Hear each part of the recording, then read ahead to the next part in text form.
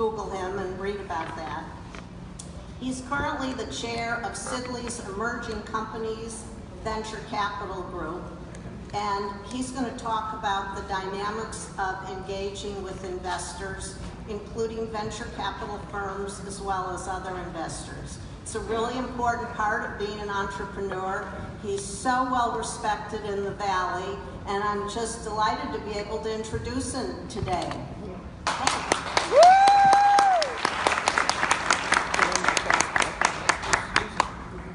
Susan continues to be an inspiration to me, as she was when we lived across the street from each other in Palo Alto. And as an entrepreneur, she does not stop. She is 24/7.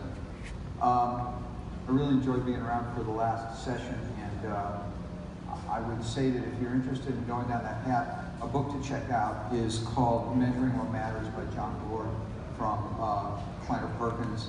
It's a really good book that tells the story about how he and the founders of Google came up with ways to do quarterly goal setting and quarterly measurement as to whether those goals were achieved. And I think it's a good book. I sort of hand it out to everybody. We're going to talk about term sheets today. Let me give you a little context for this. Most very early stage companies do not get to this level for a while of getting a term sheet from an institutional venture fund. I'll tell you what I mean by institutional venture fund in a minute. But usually people are getting funded by convertible debt, friends and family.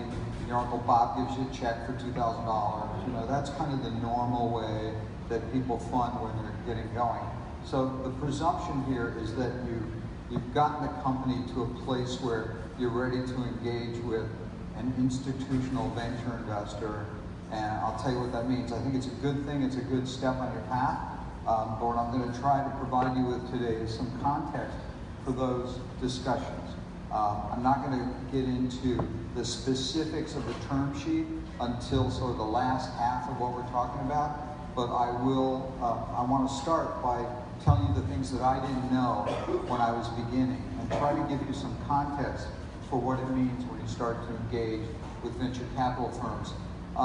We're very lucky nowadays because we have the National Venture Capital Association form documents, which are online at nvca.org. There's a tab there called Resources, and in the Resources tab, there's a tab called Model Legal Documents. If you ever want to look at the documents, and these are the actual ones that we use day in and day out, it's a good place to start. There's actually a form of a term sheet there that you can take a look at. One of the best books I read when I was starting out